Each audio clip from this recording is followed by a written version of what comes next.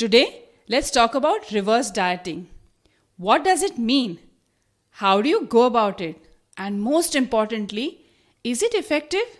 And is there any scientific evidence supporting it? Hi, I'm AvantiI Deshpaande, a clinical and sports nutritionist, author, speaker, entrepreneur, and a fit mom. Welcome to my podcast, Eat Smart with Avanti. This is a new series, Eat Smart Shorts, where I will be decoding the latest health and nutrition news and trends. So I read about reverse dieting in an article in the Times of India and Indian Express, both almost simultaneously. And to be honest, I have never come across this concept earlier. This is the exact reason why I was so curious to know about it and decode it for you, dear listeners, to know if it is backed by science or is it just a fad. So let's get started.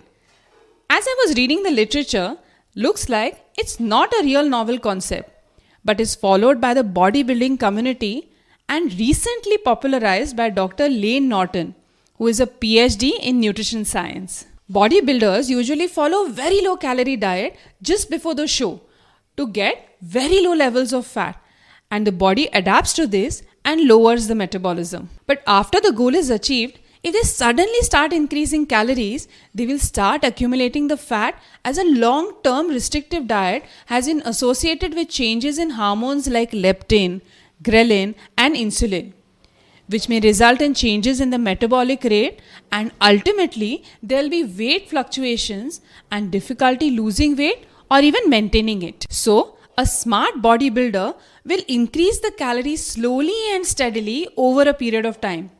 Train well and make sure that he is adding the muscle mass and not the fat mass. But what if you're not a bodybuilder?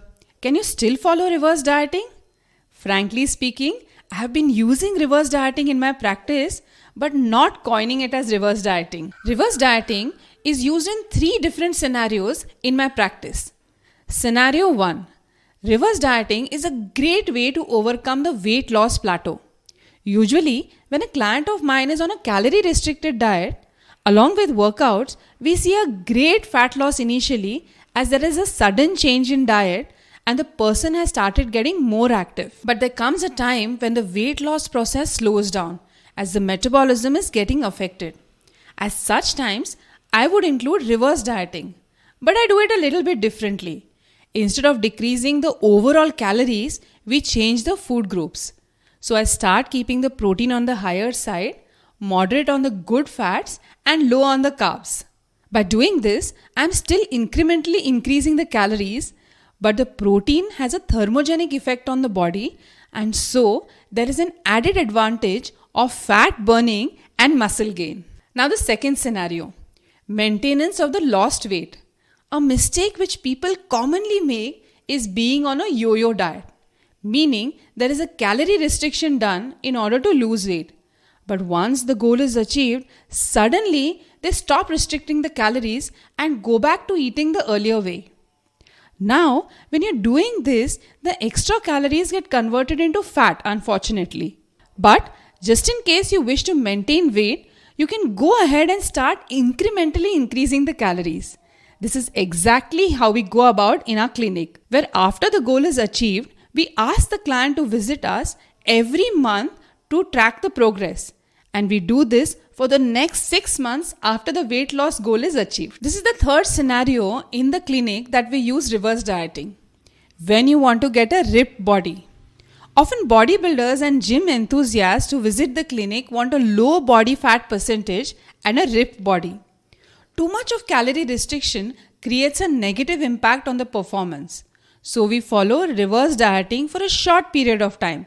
But this is done under supervision. Say about a week or 10 days. By assuring the body that it is going to be well fed, we see a difference in the muscle that is built up, and that also helps in cutting the fat. So, how does a layman go about reverse dieting? Follow these steps to make it very simple. Step number 1. Be sure you know the calorie intake that you're consuming for the day and incrementally add 150 kilocalories for about 1 week or 10 days. Step number 2. With this, follow a workout which you've been already doing, or then if you feel that you've got better strength, let there be an incremental rise in the workouts that you're doing. Step number 3, compare the body composition to track the progress.